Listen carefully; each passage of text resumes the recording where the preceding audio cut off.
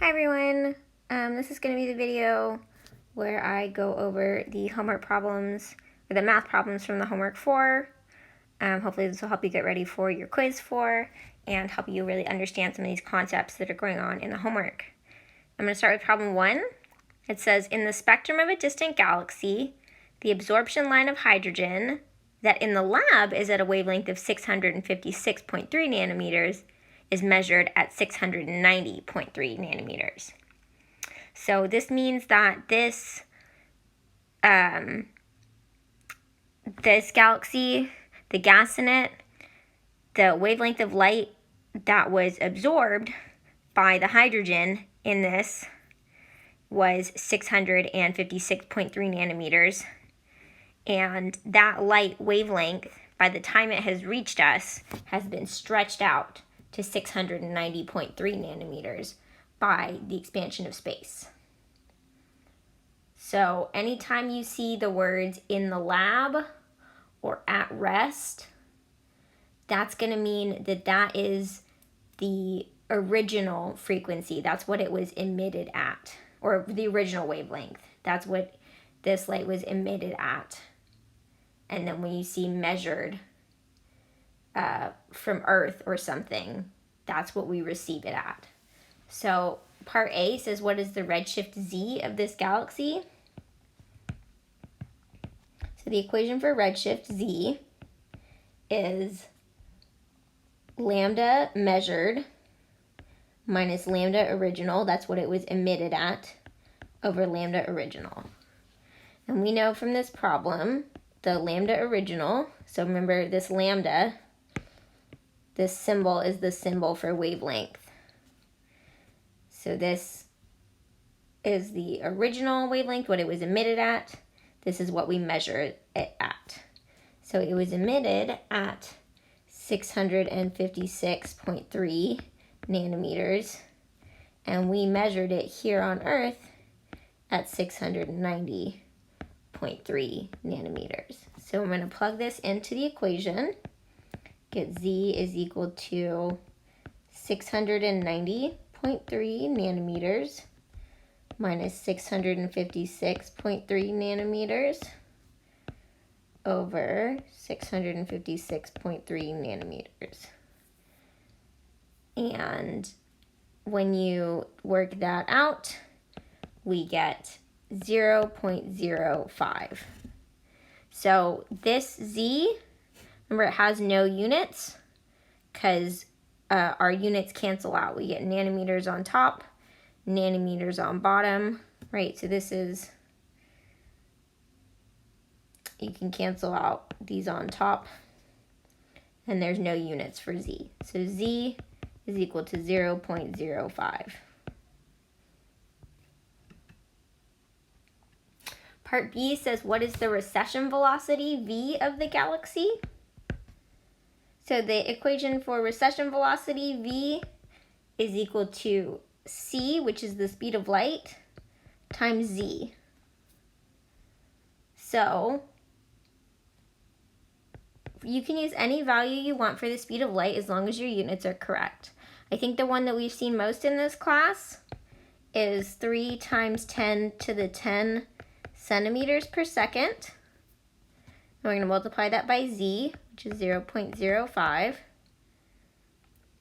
And in that, you get 1.5 times 10 to the 9 centimeters per second, which is the same as 1.5 times 10 to the 7 meters per second, which is the same as 1.5 times 10 to the 4 kilometers per second.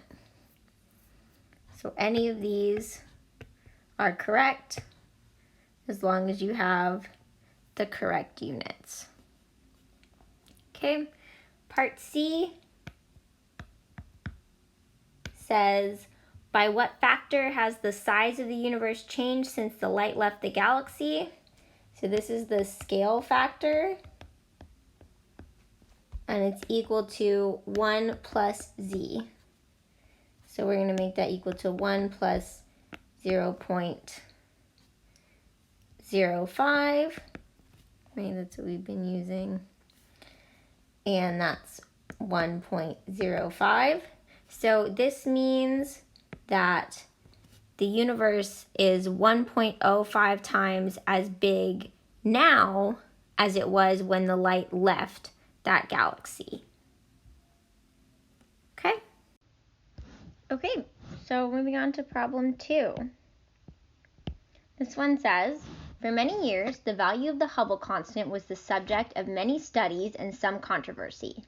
The values from different studies clustered around two values, 50 kilometers per second per megaparsec and 100 kilometers per second per megaparsec.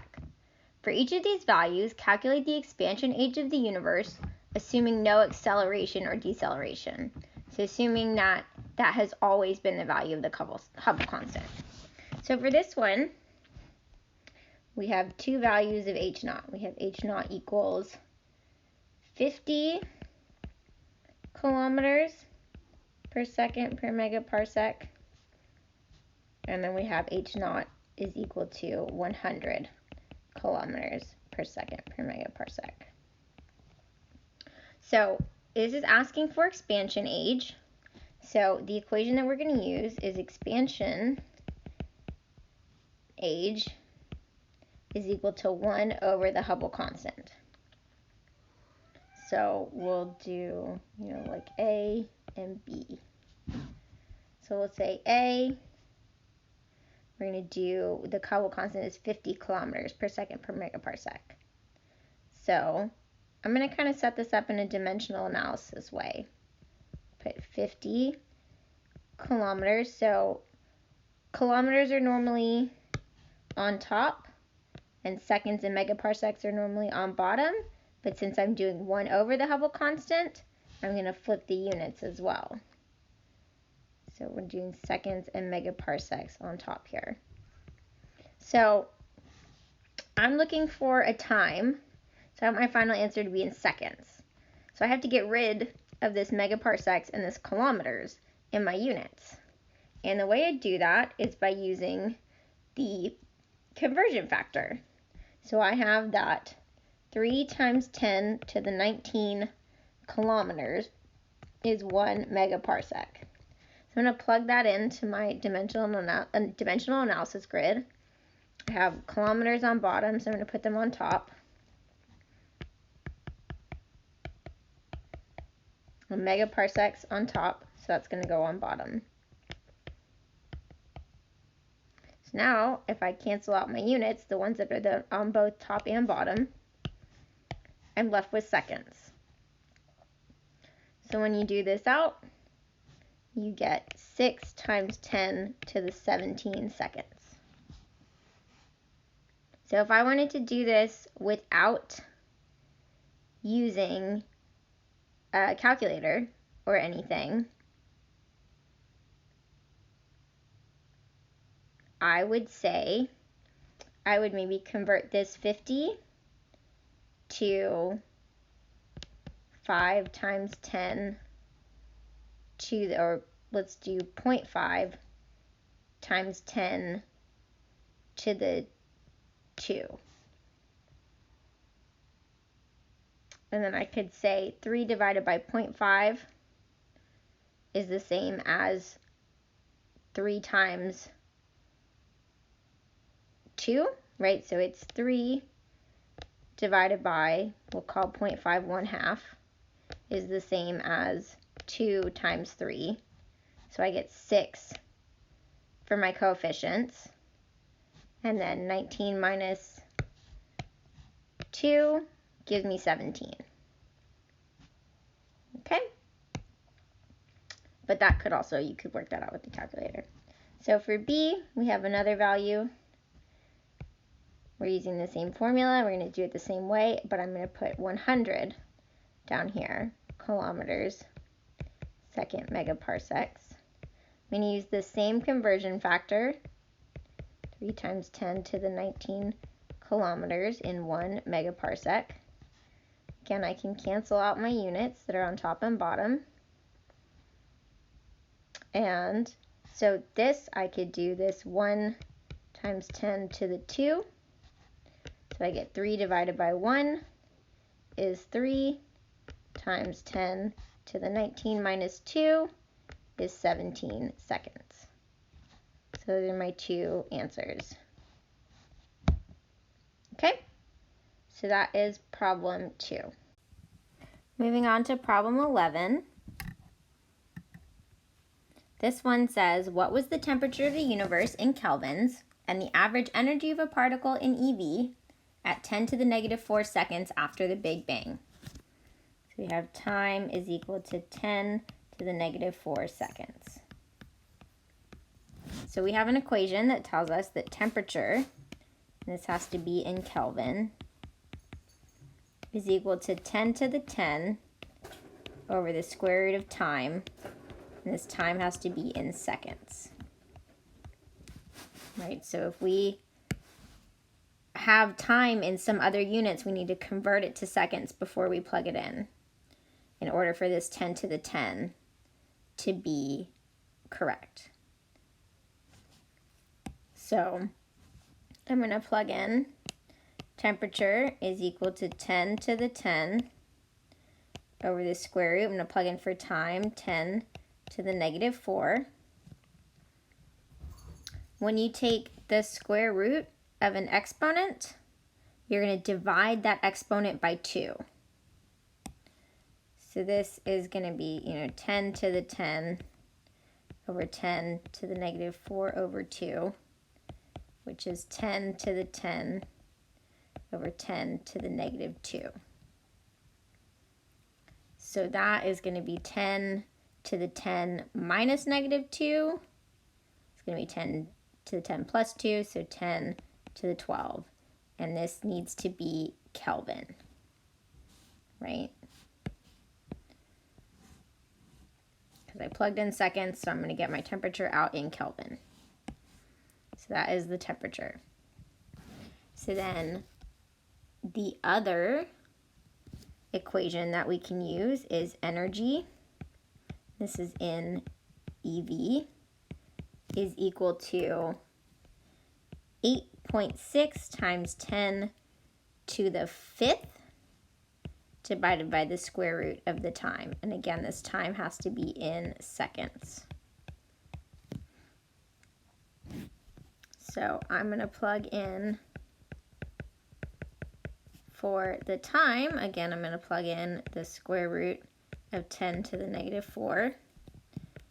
Again, that is going to be, I'm going to divide that exponent by 2.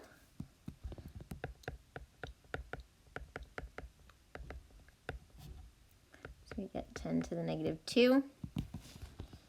So then I get 10 to the 5th. So this is 1 times 10 to the negative 2. So I'm going to divide my coefficients. That's just going to give me 8.6. Divided by 1 is 8.6.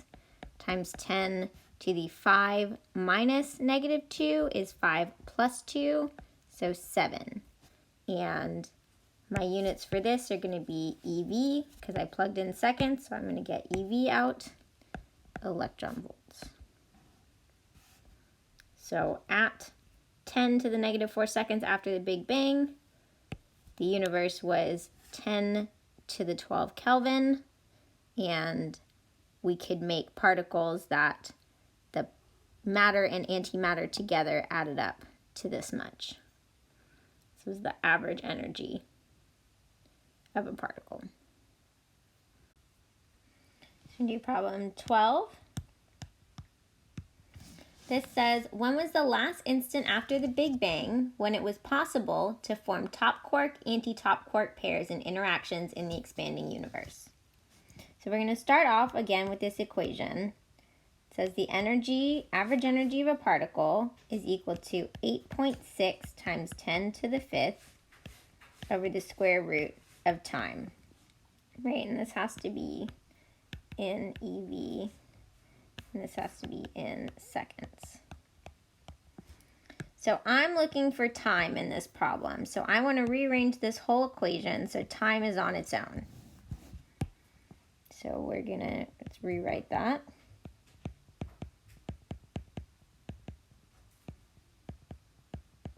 So to start, I'm going to square both sides of this equation. And when I square this side, I square every term in this, everything that's multiplied by something.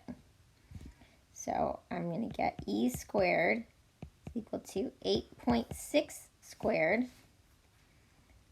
times 10 to the 5th squared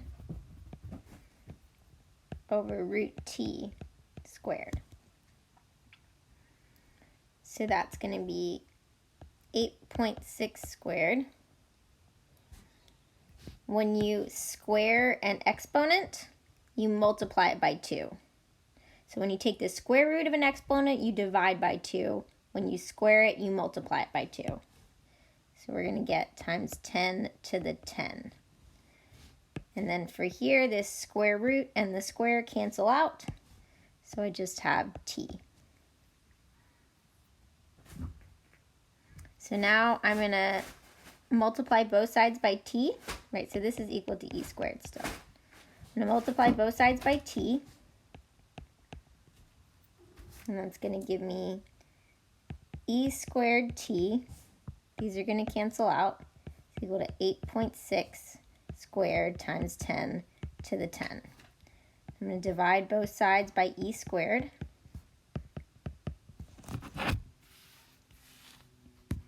These cancel out. And that gives me that the time is going to be 8.6 squared times 10 to the 10 over the energy squared, the energy of the particles that I'm creating. So the mass, or the energy equivalent of the mass of a top quark and an anti-top quark, because they have the same mass, is 172.5 giga EVs. So giga means times 10 to the 9th. So this is going to be equal to 172.5 times 10 to the 9 electron volts. And that's, we want electron volts to plug in here for E. So now, but we're making a top quark and an anti-top quark. So what we need to plug in for energy is going to be 2 times 172.5 times 10 to the 9th electron volts. So that's going to be 345 times 10 to the 9 electron volts. So I'm going to plug that in to this formula. T is going to be equal to 8.6 squared times 10 to the 10 over 345 times 10 to the 9th squared. So that's going to be that 8.6 squared times 10 to the 10 over 345 squared times 10. So I'm going to do 9 times 2, 10 to the 18. And if you do this math, you get 6.21 times 10 to the negative 12. And my units, I plugged in electron volts, so my time has to be in seconds. So this is seconds. So the last time that a top quark and an anti-top quark could spontaneously be created in this particle soup was at 6.21 times 10 to the negative 21, or negative 12 seconds after the Big Bang. Okay, the last one is going to be problem 14, and this one uses a diagram. I'm going to put right here. So A says, at what time is the neutron abundance at its largest? So neutrons are this line here. So we want to look at the time when the neutron abundance is largest. So kind of in this area right here. So we're going to say from about 10 to the 10 seconds, or 10 seconds, to, so this here is 100 seconds, and this is 1,000 seconds. So this neutron abundance goes down somewhere between 100 and 1,000 seconds. So we're going to say, you know, to maybe 200 to 300 seconds. Or just a few hundred seconds. Okay, so you could just put, you know, 10 to 10 to the 2 seconds. Say about, and that would be fine. But, you know, really it goes a little bit farther out to here. So then B says, what is the ratio of helium-4 to helium-3 after nucleosynthesis has ended? So nucleosynthesis is when these elements are being made, right? So, you know, anywhere when their abundances are going up, they're being made. So the amount of this is going up, the amount of this is going up, the amount of this is going up, and they all stop right around here, right? That's when the amounts stop going up and start going down for some of them. And so that's when nucleosynthesis ends, is when they stop going up and stop getting any bigger. You're not making any more of them. So nucleosynthesis is ended. So we want to look at helium-4. That's this one here. And say its abundance, its fraction. So this is 1, this is 10 to the negative 2, so it's about 10 to the negative 1.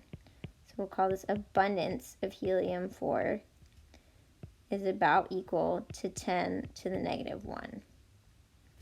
And the other one we want to look at is helium-3. So that's this one here.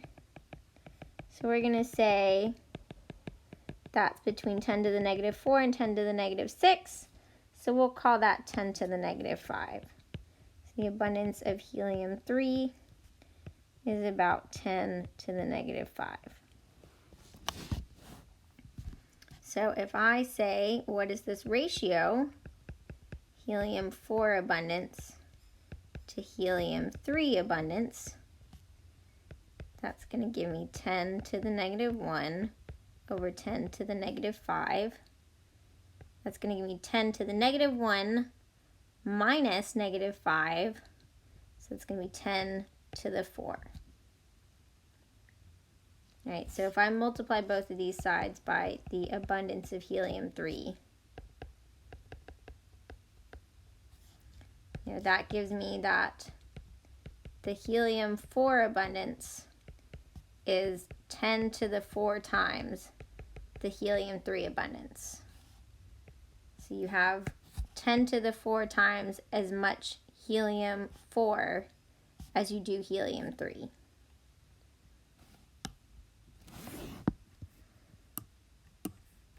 And C says, at what temperature does nucleosynthesis in the early universe end?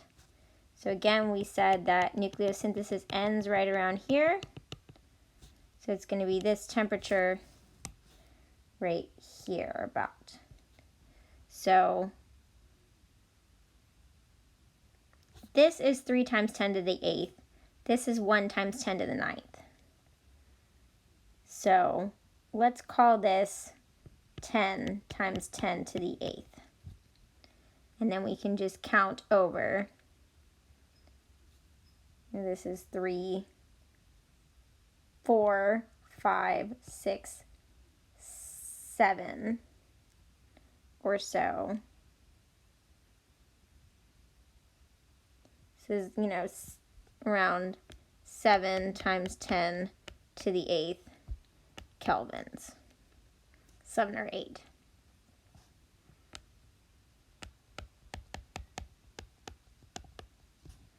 Okay, somewhere right in there. A little less than 10 to the 9th. Okay, so that is all of the math problems on this homework. Hopefully this has helped. If you guys have any questions, please send me an email or come find me. If this has been useful to you, please, please, please fill out your evaluation forms for the class and for the TAs and for the professor. I'd very much appreciate it, and good luck studying.